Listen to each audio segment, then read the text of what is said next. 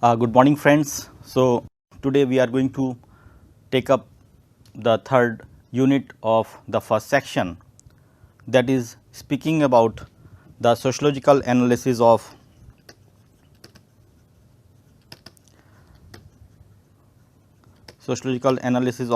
rural phenomenon.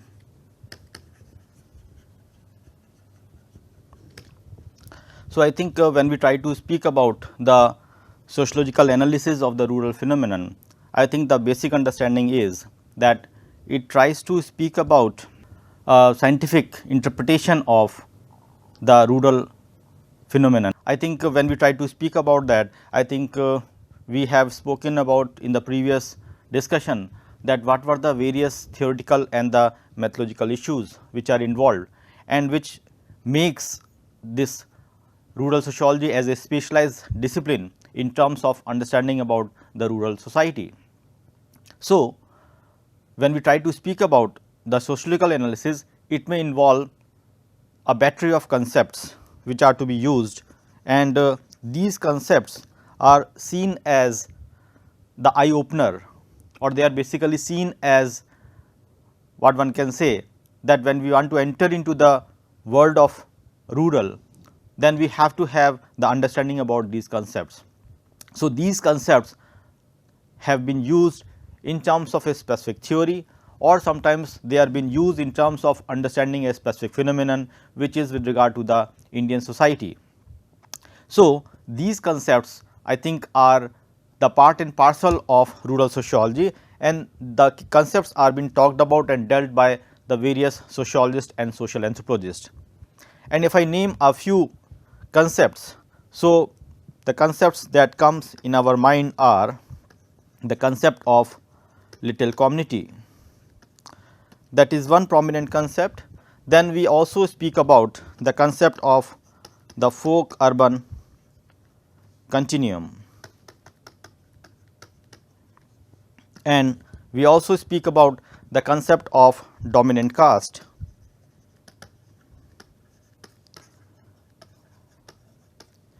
and also we try to speak about the Jajmani system, and we also have an important concept of Sanskritization.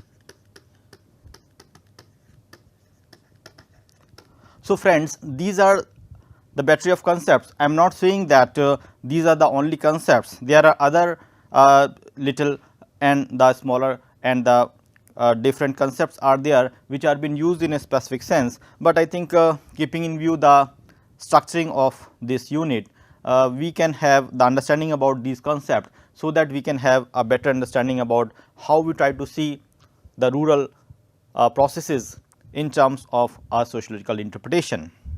And most of the terms which we try to see, which has been talked about, I think they are basically been talked about by specific scholars. Like if you try to speak about the concept of little community, it has been spoken about by Robert Redfield.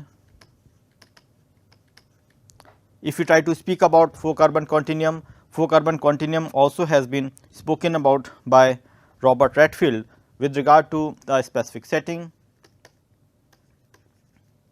The dominant caste, which has been used by Professor M. N. Srinivas. Then the Jajmani system, it has a bearing from various scholars, but especially we try to see the contribution of Weiser, W. H. Weiser, who is instrumental in defining and understanding the Hindu Jajmani system. And then also we have the concept of Sanskritization, which basically speaks about the changeology in the caste system. So, this is again given by M. N. Srinivas. I think apart from that, we can have battery of other concepts like speaking about universalization or parochialization,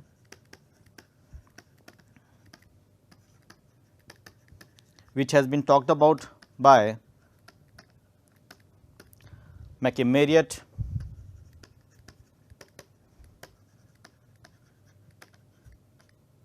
So, I think we can keep on going dealing with these concepts, but I think to be more focused, let us try to tackle the first 5 concepts that we have tried to spoke about.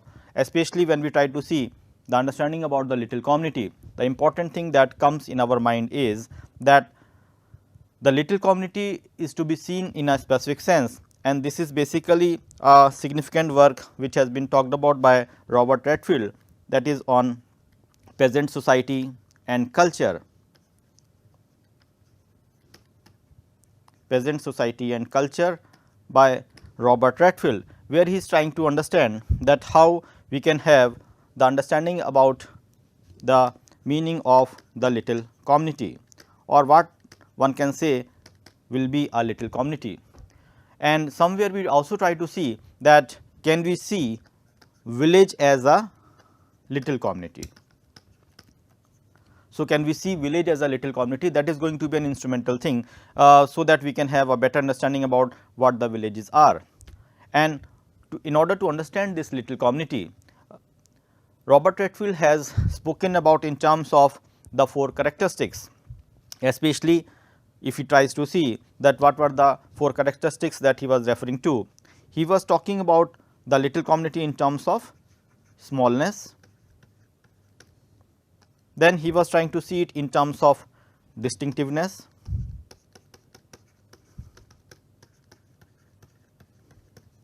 Then we have the element of homogeneity, and we also have the issue of self sufficiency. So, I think these are the 4 characteristics which marks any entity to be seen in terms of the little community, and here the basic understanding is that it tries to understand the village as a little community. Now, when we try to speak about the issue of smallness, so smallness in terms of what? Basically, we try to see that smallness is to be seen in terms of the so called face to face interaction, face to face interaction. So, the smallness is to be seen in such a fashion that the people are knowing about each other in a face to face situation, and more than that, I think it speaks about also the geographical limitation in terms of the territory, in terms of what you can say the area, and also the smallness is to be seen in terms of that the people are accessible to each other in day to day affairs. So, that is the idea of smallness. So, village, as we try to see that village is normally marked by the smallness, because the understanding is that people in a village, they know about each other, they know about the inhabitants, they know about the rural settlement, the location in that sense, and also they try to understand that who are the people who belong to this particular village. So, smallness is to be seen in terms of the physical proximity, in terms of the face to face interaction, in terms of the informal relationships. So, I think that is the notion of smallness which we try to see, and that represents how village can be seen as a little community, and that of course, is an important characteristics of a village. Then second important characteristics which is going to be more relevant is trying to speak about the notion of distinctiveness. Now, distinctiveness, with that we mean to say that we are trying to speak about that how the community has to be visualized, and the basic understanding is that the people should know that where the community begins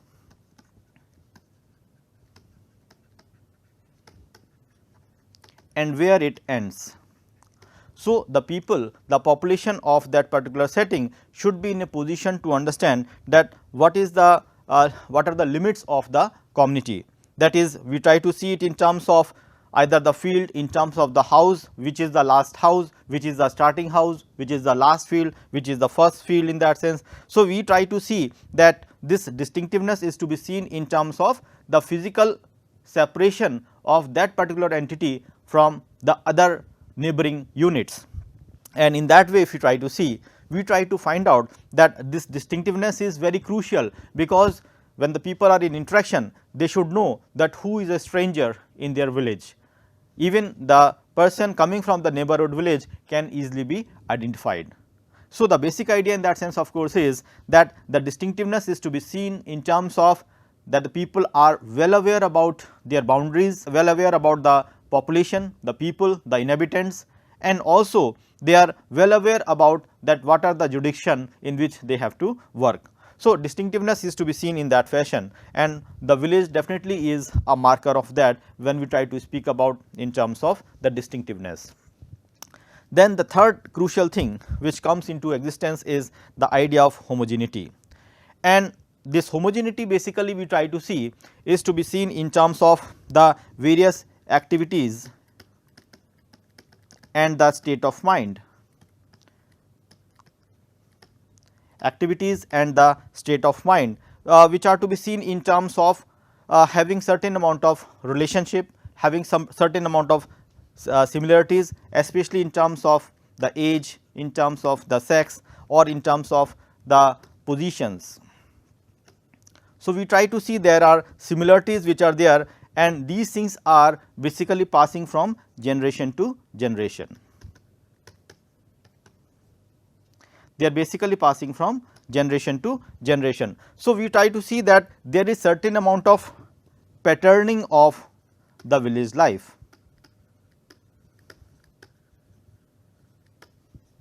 The basic idea is that the people are, or they should be in a better position to understand that this homogeneity has to be marked in terms of the occupation, in terms of the dress, in terms of the food habits, or we try to see even in terms of the spatial language, or basically we try to see it in terms of the local dialect, or even if you try to see the homogeneity in terms of the celebration of the festivals and the fairs, celebration of the festivals and the fairs. So, when we try to speak about these things, the important thing that comes out is that this homogeneity basically tries to cut across the different sections of the society. It makes the uniformity which is spread across the village, and we try to see this homogeneity is also marked in terms of having the sort of solidarity, because this homogeneity may result into the bigger solidarity. So, we try to see that why village are seen as the what you can say the solidified units, and one basic reason for that is that if we have the homogeneity, the element of similarity is going to come, and that will bring about certain amount of unity in the village. So, unity definitely has some linkage with the homogeneity, maybe in terms of laws, in terms of implications, in terms of the process, in terms of the forces of change, or in terms of the specific interventions which are going to take place. So, we try to see that homogeneity is a distinctive character of the little community, which has been talked about by Robert Redfield. And finally, we try to see the basic idea of self sufficiency. Now, when we try to speak about the self sufficiency, the important thing which we try to see as a what you can say a phrase or as a rider of self sufficiency is that the village is seen as a cradle to the grave arrangement.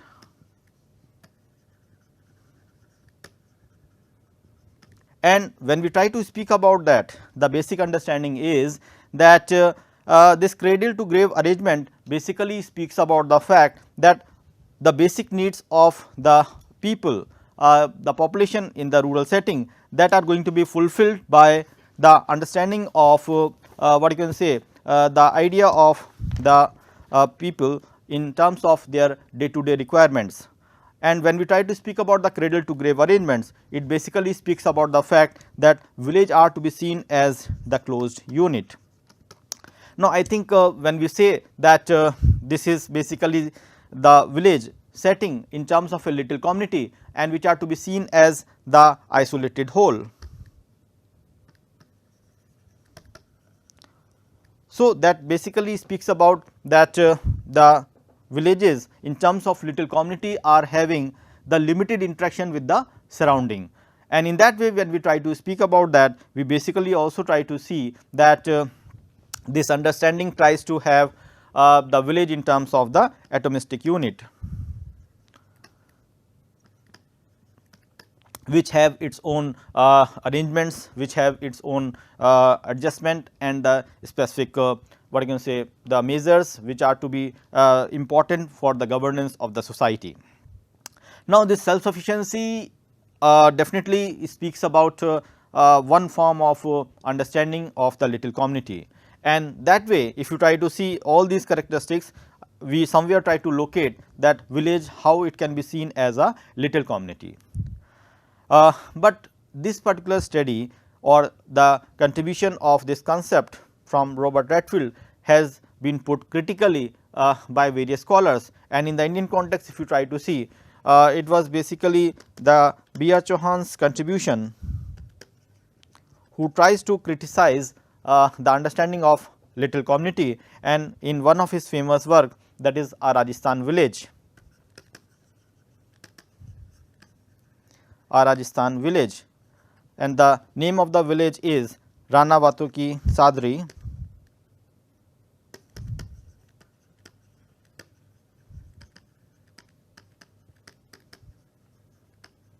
So, in this village Rana Bato Ki Sadri, basically B. R. Chauhan was speaking about the what you can say understanding of the little community, and there he tries to see that there are certain commonality which are been seen and has been discussed by Robert Redfield, especially the question of the smallness that was quite visible with regard to the village. Even in terms of distinctiveness also, we try to see that there were certain amount of arrangements which has been there.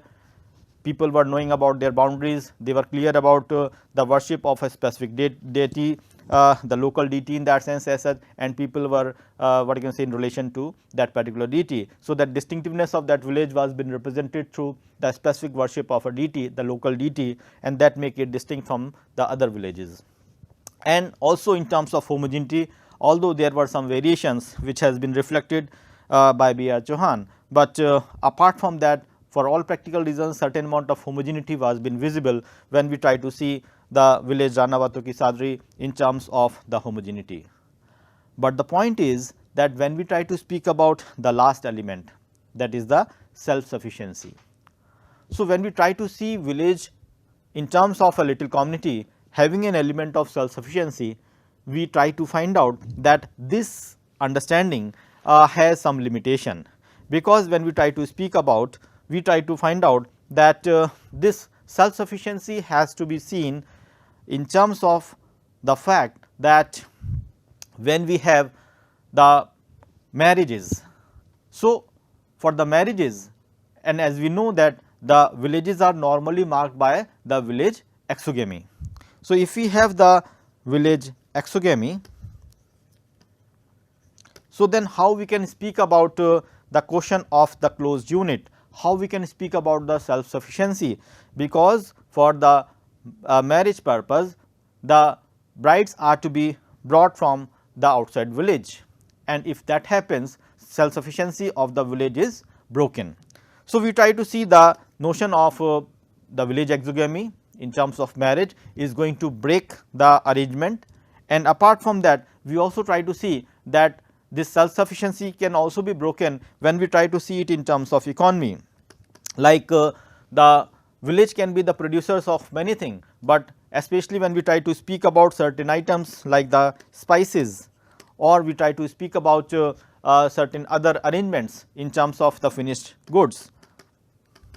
For that we try to find out that the villagers have to depend upon the outside setting, and in that way we try to find out that the element of self sufficiency in terms of the economy, in terms of the production of certain items are restricted, and the village has the linkage with the outside setting. So, we try to see that this understanding sometimes although have some limitation, but still for understanding the village as a little community makes some sense, and that way we can relate the idea of little community to the village, so that we can have a better understanding about the village setting.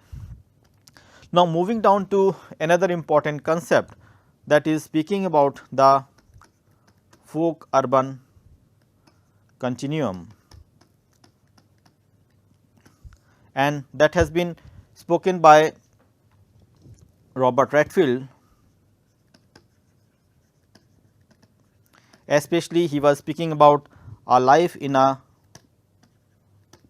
Mexican village, life in a Mexican village, and the name of the village was Tepoztlán, which is basically seen in terms of an understanding about the village in continuity with the outside world. Now, here when we try to speak about the folk urban continuum by Robert Redfield in the analysis of the Mexican village, and I think when we try to see this understanding, we try to find out that people like Oscar Lewis also has spoken about the relationship between the folk urban continuum, that is the linkage between the Mexican village and the Indian village, which he tried to study, and which was basically an outcome of the comparative analysis of the setting. So, he also was trying to focus upon this issue of the folk urban continuum, but speaking practically about Robert Redfield contribution in terms of the folk urban analysis, we try to find out that it was basically the idea of folk which was important for Robert Redfield. So, when we try to see the folk urban continuum, although we try to see that how folk urban continuum can be seen, we basically try to see that the folk urban continuum are to be seen in terms of understanding the relationship that is there between the rural and the urban. And when we try to see the contribution of Robert Redfield, he was basically trying to study the Chencom village, which was basically seen as the village where he was trying to locate the understanding of folk. And this folk is basically which is basically the part of analysis that how folk has to be visualized. So, one thing which we can see is that when this notion of folk urban continuum was being discussed, in the interpretation and analysis of that, Robert Redfield was lesser speaking about the notion of urban, and he was talking more about looking to the folk society as the ideal society, folk society as the ideal society. In his whole analysis, he was giving more focus on the folk society as, and in contrast to that, he says that what is opposite to this is urban. So, what is not folk is urban, that is how he was trying to have the relationship, and this mental construct was basically seen as being created by Robert Redfield in terms of analysis of the folk society.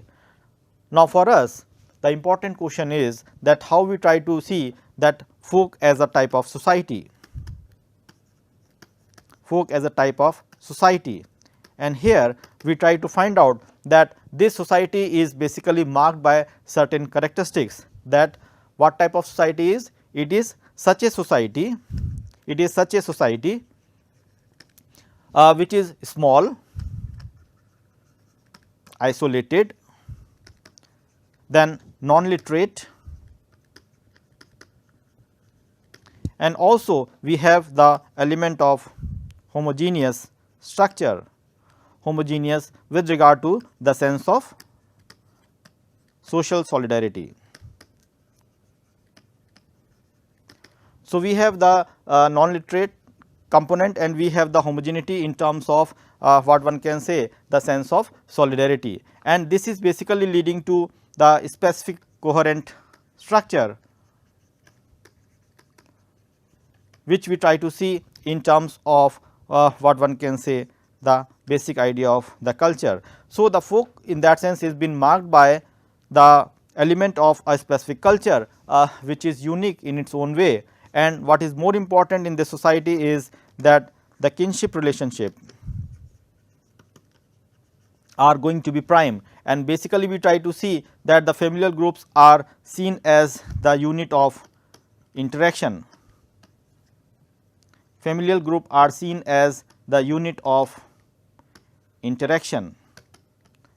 That is what makes us to the understanding of the folk, and beyond that if you try to see further, we try to see that there is an element of sacred the element of sacred is there, which is over and above the so called secular, and we try to see that this society has the economy which is not to be seen in relation to the market, but to some extent we try to see that there is certain amount of sacredness which is prevailed, and the economy of the status is to be seen in terms of having certain amount of exchanges which are going to be important aspect when we try to speak about the understanding about the folk society.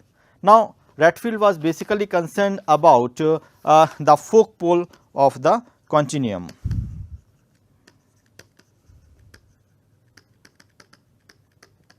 The folk pole of the continuum, where he was trying to speak about that something which is not there in urban is going to be representing the folk pole, and this is how he was trying to make a linkage with regard to the urban. So, we have on the one end the folk pole, and on the other side we try to see that we have the urbanized. Now, that urbanized urban society is to be seen in terms of an ideal type again, which has the due representation of the market, and when he was trying to speak about these issues, the important thing is that the folk urban continuum, which has been talked about by him, was basically an extension of the dichotomy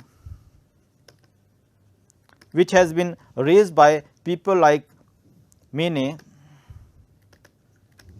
then we have Tonies and Emile Durkheim. So, the contribution in terms of the dichotomy by these peoples were considered to be important, and Robert Redfield also was trying to hint about that we can see the folk and urban continuum in terms of the specific dichotomy, that on the one side we have the folk and on the other side we have the urban. Now, what can be the possible characteristics of urban? The urban in that sense has to be seen as having certain amount of what you can say secularization, that is going to be an important element, because the society has to be marked by the so called secularization, and there is also to some extent we have the sort of disorganization of culture, which is going to be important, and beyond that we try to see that the level of individualization has to be seen. Which is going to be crucial when we try to see that in terms of the arrangements, in terms of the people's understanding, we try to see that the element of heterogeneity is going to dominate. And we try to see that this heterogeneity, individualization is going to be spoken in terms of what one can say speaking about the urban.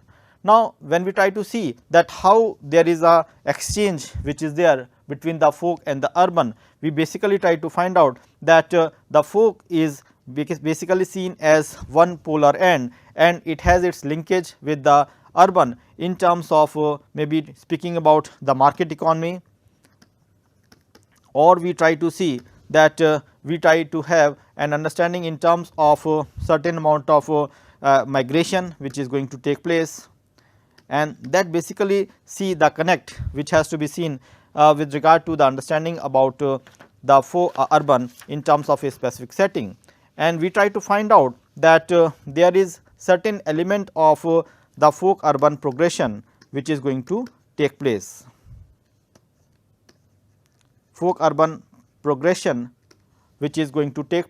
And here we try to see that how the two elements are going to have the exchange. Basically, when we try to speak about the sort of relationship, I think folk society is been marked by the what you can say the practices of agriculture and the allied activities, but urban, if you try to see, has the different criteria, and we basically try to see that when we have the sort of exchanges in terms of the market economy, we try to see that the people are moving or exchanging the good in terms of this particular society. Now, one important thing that comes to our mind is that when we have the so called pure folk, I think as he has referred earlier, that the folk has to be seen in terms of the specific arrangement which is seen as an ideal type. But then again the ideal type cannot be localized in a specific setting. So, what is to be understood is that there is no pure folk in that sense, and we basically try to see that this pure folk in that sense is not going to be clear cut available in the existing reality, and it has its linkage with the urban. Similarly, we also try to find out that when we try to speak about the relationship, we try to see that these arrangements are to be seen in terms of the continuity. And what is this continuity? Basically, the continuity is seen in terms of the exchanges which are going to take place. Like when we try to speak about the folk pole, and on the other we have the urban pole.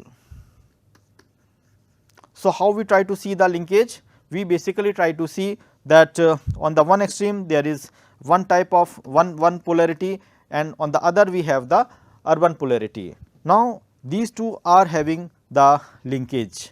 It is not that the folk is completely in isolation, and the urban also has its bearing with the rest of the world.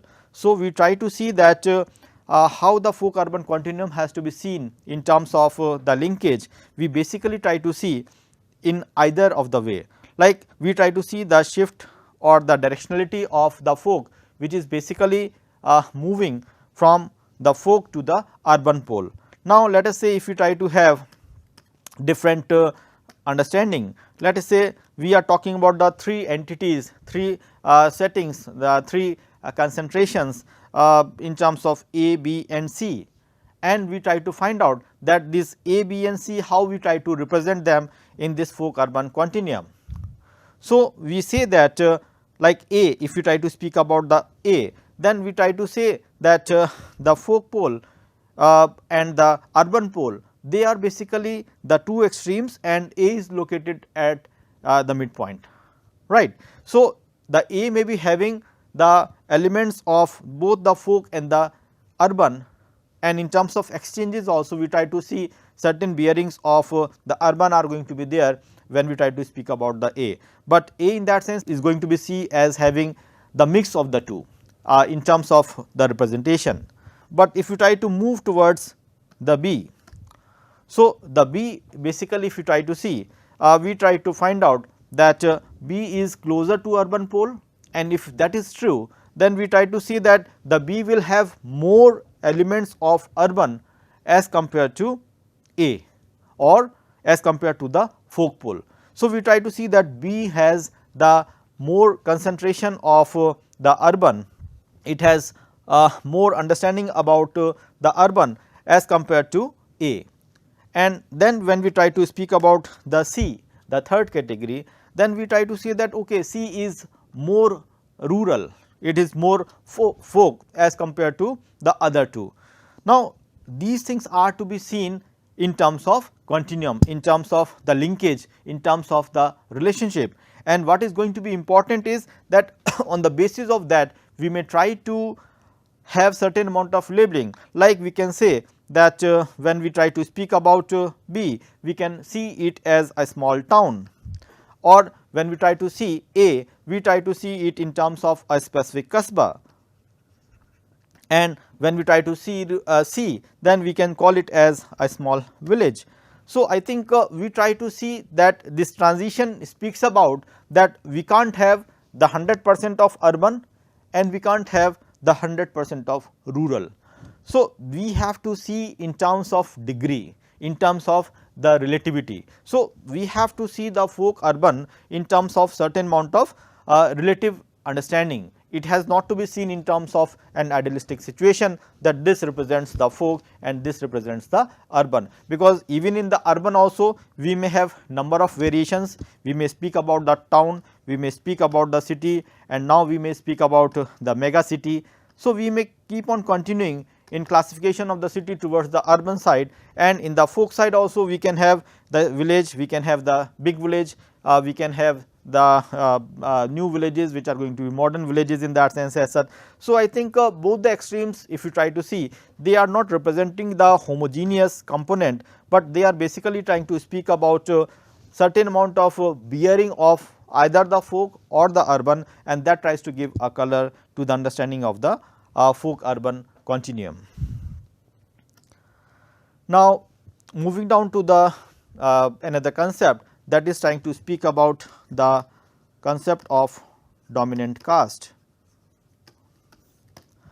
Now, dominant caste, as we try to see, basically the concept of dominant caste, as I shared earlier, that it has been talked about by M. N. Srinivas, and when he was trying to refer it in terms of a critical understanding, he was basically trying to see in terms of a social life process in a rural setting.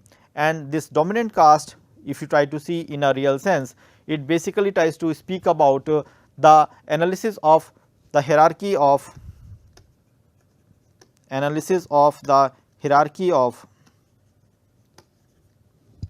the specific multi-caste village.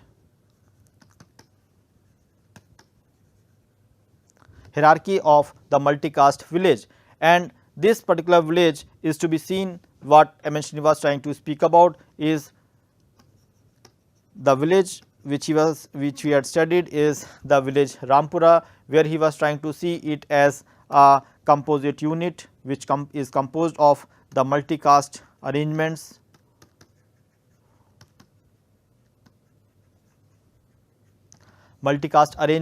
and he was basically referring to the peasant community, basically the Ukaligas, as the category of the dominant caste. And this dominant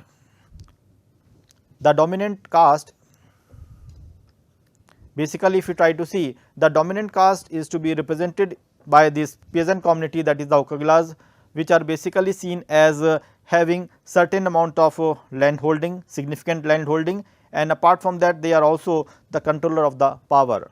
And if you try to see the dominant, what is going to be important is that what is a caste may be dominant if we have certain characteristics in the mind, that is what we have in terms of the preponderance numerically over the rest of the population. So, the preponderance numerically is seen as one of the important characteristics to make some caste to be the dominant in that sense, and apart from that we also try to see it in terms of the holders of the economic and the political power.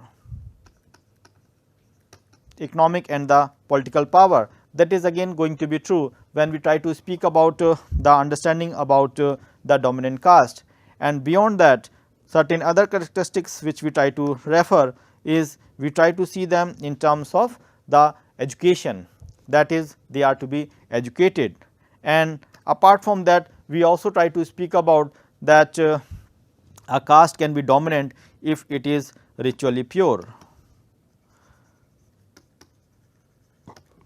If these characteristics are there, basically we try to see that apart from these characteristics, what is going to be more important is basically, as I suggested, Ukaligas were the land holders. So, holding of land definitely is a crucial variable when we try to see it in terms of the rural setting.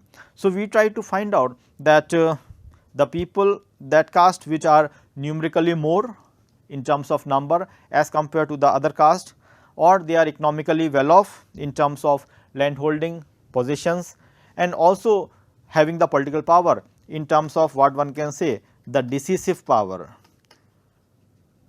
the power through which they can make a decision in that sense as such. And also we try to see education, which is seen in terms of the modern education, which is going to be an important issue, and the ritually pure, whereby basic understanding is that it should be restricted to the twice born, that is the upper caste categories only, But if you try to see these things, we basically try to see that these are the typical characteristics of making a specific caste to be the dominant caste.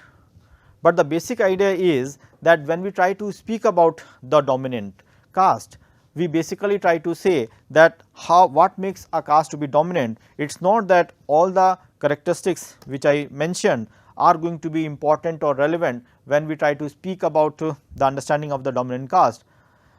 He says that either of these characteristics or the combination of these characteristics can lead to make a specific caste to be dominant. Because if we would have said that ritual purity is going to make a caste to be dominant, meaning thereby that it is only the so called Brahmins or the Kshatriyas which are going to be dominant always, but that is not true, because sometimes they are not numerically more.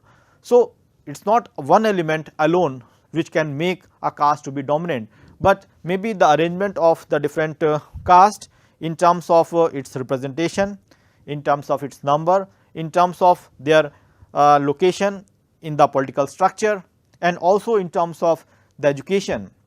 If we try to see, we sometimes try to say that the caste has to be dominant, and we try to see that this understanding of the dominant caste which he tries to see in the village Rampura, he was basically trying to refer to that how this dominant caste was seen as an important arrangement to bring about the order and solidarity in the society.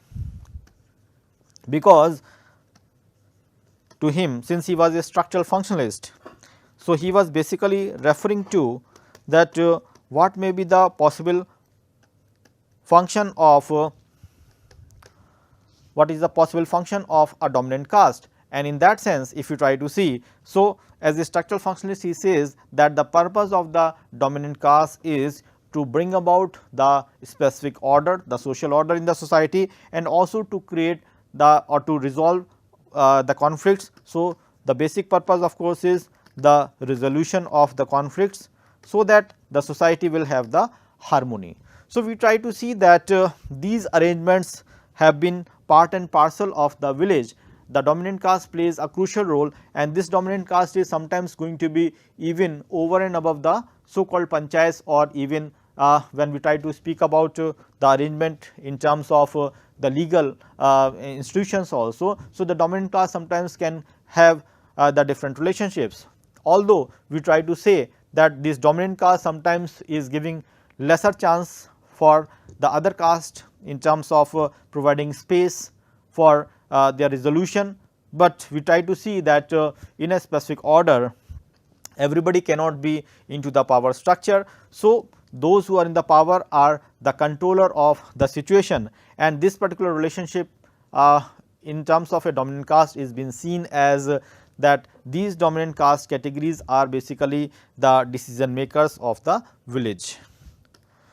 Now, we moved on to another important concept which is we try to see is an important concept, that is speaking about the Jajmani system. Now, this Jajmani system, I think if you try to see, is another important concept which has been referred by various sociologists, especially when we try to speak about the relationship which is there between the different categories, especially Jajmani system includes what? It basically tries to speak about the intercaste relationship.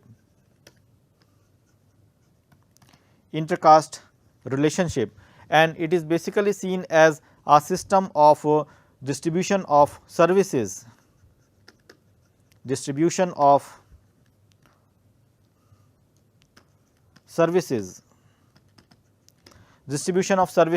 that is basically how we try to see the linkage as such.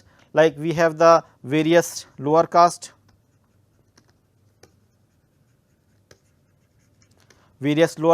which may include maybe the carpenters, we have the potters, then we may speak about the blacksmith,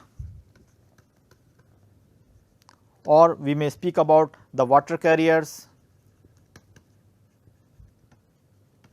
and also we have the sweepers in the village, and also we have the ironsmith.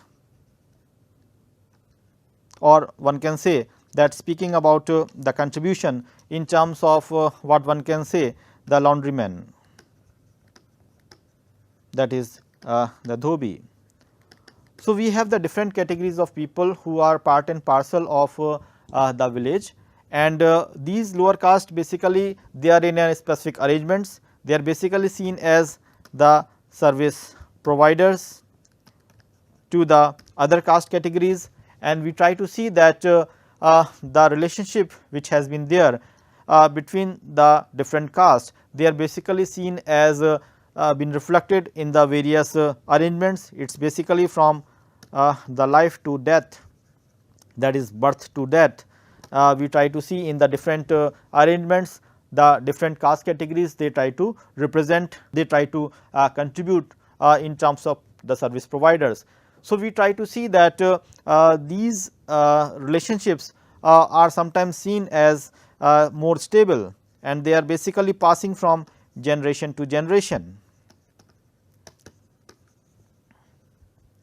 And I think when we try to speak about in terms of the passage from generation to generation, I think we try to see that it is seen as something which is institutional, because it has certain amount of stability, it has certain amount of acceptance, and it also speaks about the cultural value of that particular setting, cultural value of that particular setting. And in that way we try to see that the linkage of the various caste groups is been reflected through the Jajmani system, and the person who can be attached with regard to the study on the Jajmani system is trying to speak about it's W. H. Weiser, who was speaking about the Hindu Jajmani system, that is the work Hindu Jajmani system, where he was basically speaking about the village setting, and the village that he had studied is the village Karimpur, and in this village what he was trying to see that what is the function of a system of the Jajmani system.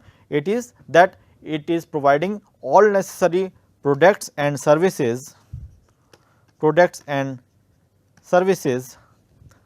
and the Jajmani system function is to maintain in a specific Indian village a aspect of self sufficient system. So, we try to see that the village which we try to see in terms of the self sufficiency, and it is basically the Jajmani which is going to create certain amount of relationship which is to be there, and the services are fixed. Basically, we try to see that the different caste groups they are trying to have the relationship, and these relationships are going to be not eternal, but I think they have been continued through generations.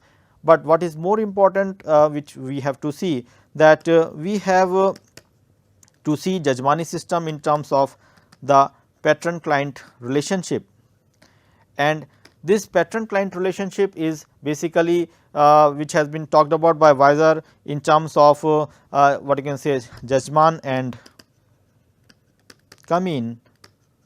So, we have the Jajman and we have the Kamin, that is the relationship which was been there, and basically we try to see that the patron or the Jajman they were basically seen as the service takers,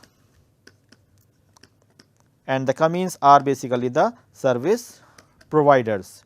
So, we have the relationship between the service providers and the service takers. So, that is the relationship which we try to see, and this relationship is not seen in terms of equality.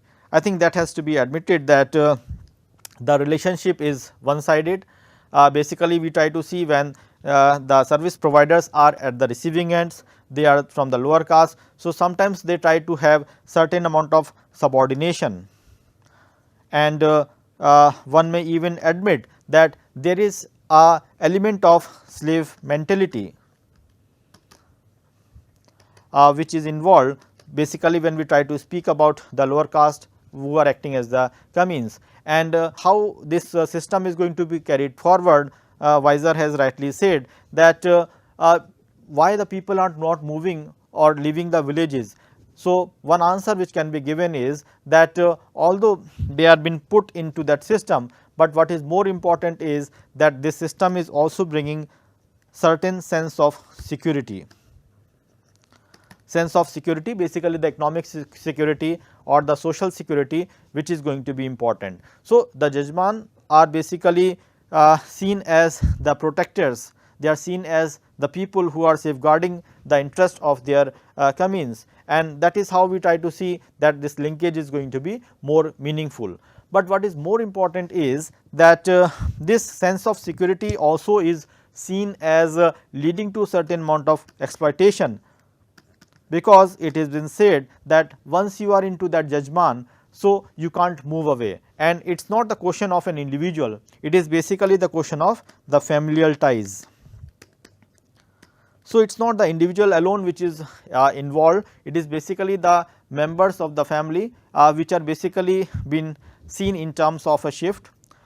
Now, one thing which also has to be pointed out in terms of a specific characteristics of the Jajmani system is that the Jajmani system is also marked by the presence of one important component, that is, in the case of Jajmani system, what is more important to be seen is that in this exchange of services, the important thing is that the item or maybe the sort of payment, that payment has to be made in terms of kind.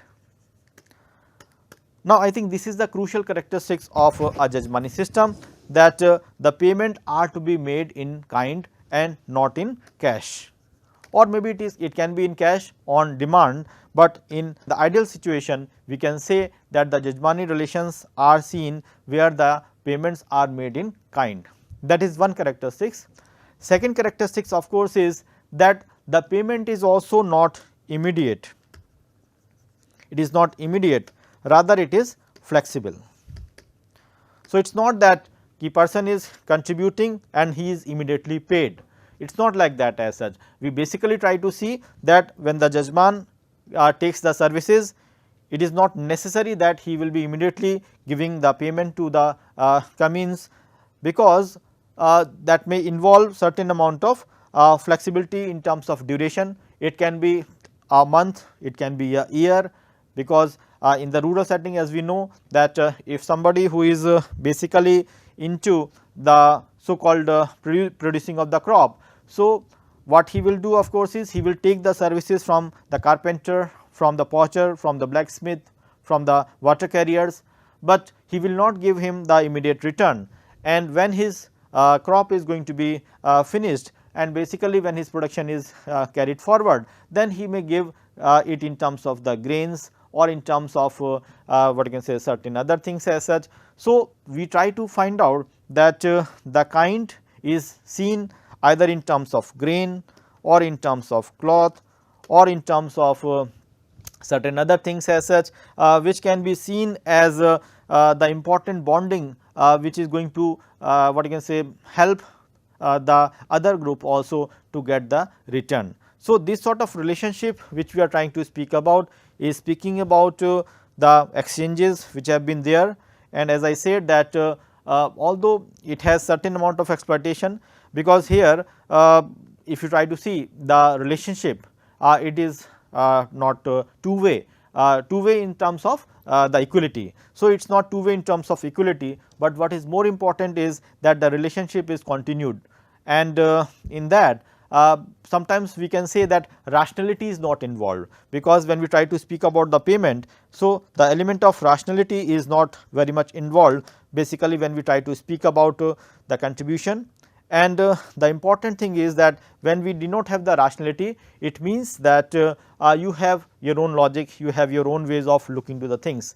And if you try to see apart from Weiser, the other people who have spoken about this issue of the Jajmani system, we may speak about the contribution of Thomas O.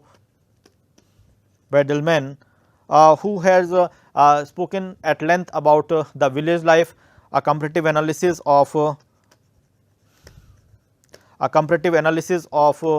Jajmani system. That of course is the important work by Bedelman, who had tried to rework on Weiser's contribution. And then we also have another prominent contribution by Harold Gold, who had also spoken at length about a critique of the Jajmani system and trying to rework about the Jajmani system in a new way. Then we have also the contribution by E.R. Leach, who also tries to speak about the nature of interdependence between the different caste groups through the Jajmani system. So, one can say that many contributions have been taken place. Even M.N. Srinivas, and for that sake S.C. Dubey has spoken about the intercaste relationships in their work. McKim Marriott too had spoken about the intercaste relationship in terms of the Jajmani system, which has been reflected in their work. So, I think that is another important concept which we try to see, and finally, the smaller contribution which we try to see again by M. N. Srinivas is speaking about the concept of Sanskritization. So, I think when we try to speak about concept of Sanskritization, as we have shared earlier also in the previous understanding, that Sanskritization is basically seen as a process of mobility which has been reflected in the caste system. And when M. N. Srinivas was speaking about that, he was saying that what is Sanskritization? It is basically seen as a process in which the low Hindu caste,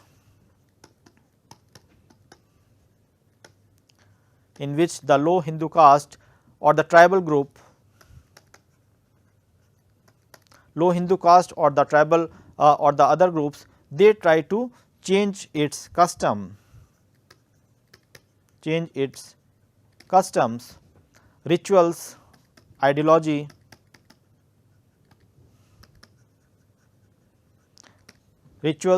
customs, ritual, ideology, and the way of life, which is a wider term, way of life. And this way of life is to be seen in terms of what? In the direction of in relation to the high caste, and this high caste basically is called as the twice born caste.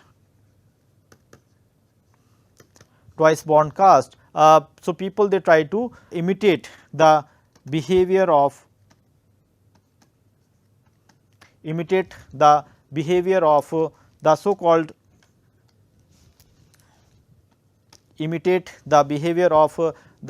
twice born caste, and that is how we try to see the changeology which takes place. And when we try to speak about the Sanskritization, it is basically seen as a process of upward mobility, that is basically the practices which are being spoken about by the lower caste, and they try to imitate the behavior of the upper caste. But what is more important is that when M. N. Srinivas was speaking about the Sanskritization in his famous work, that is Social Change in Modern India, he was basically referring to the changes which are there in the rural setting, especially through the process of Sanskritization. And we try to see that this Sanskritization basically is depending upon that what is the local dominant caste which is going to be important, and according to the nature of the dominant caste, we try to see the different forms of Sanskritization.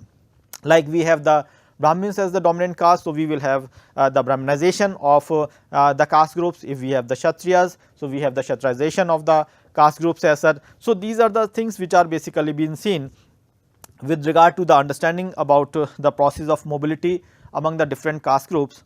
But one important thing which M. N. Srinivas has mentioned and which has been reflected is that when we try to speak about the Sanskritization, and as we all know that the caste system is seen as a closed group. So, what M. N. Srinivas was speaking about is that Sanskritization is only going to bring about the positional change in the society, but it is not going to bring about the structural change.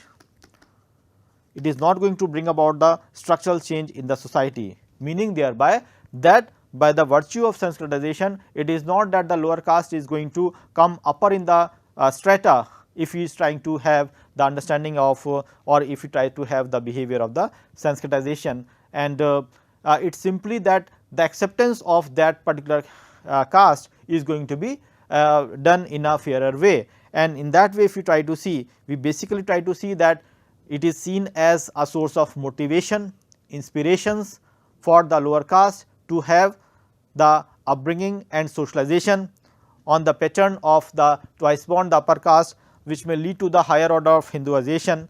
Although the contribution of M. Srinivas has been criticized, that why and how the functionality of Sanskritization has to be seen, and many scholars have tried to criticize about that contribution. But I think Sanskritization again is seen as another important concept in the domain of rural sociology, which we try to see. So, I think we have the battery of concepts which are going to be seen in terms of sociological analysis of the rural sociology. As I said that Mackie-Beard's contribution of universalization and parochialization in terms of little tradition and great tradition is another significant work.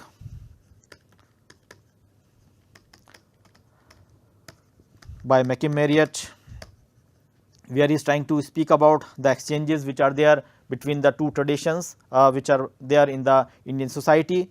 But if you try to see in a very categorical sense, so I think these exchanges between the little and the great tradition speaks about the fact that they are trying to see that how the smaller elements can have the linkage with the wider elements, the micro having the linkage with the macro entities, or the macro can have the limitation with regard to the micro entities as such. So, that is how we try to see the linkage which is going to be there. And one important thing that comes out of course is that if we have the analysis of these concepts, it will lead to the better understanding about the rural sociology, and that will help us in better understanding about the rural society. So, I think friends, with these words, I think we will try to see further that how we can have further arrangements and understanding about the rural society in terms of sociological analysis, so that our rural sociology can be seen as a specialized body of knowledge. And if you are trained in that field, I think you can have a better command for understanding the rural social phenomenon in a typical sense. So, I think that is all about this which we have tried to speak about in terms of the sociological analysis of the rural sociology. With these concepts and words, I think let us try to be familiar, and we try to, with these words, I think we should be more clear about the better understanding about the rural sociology, and we may have further discussions in the other units which will be of use for all of you. Thank you.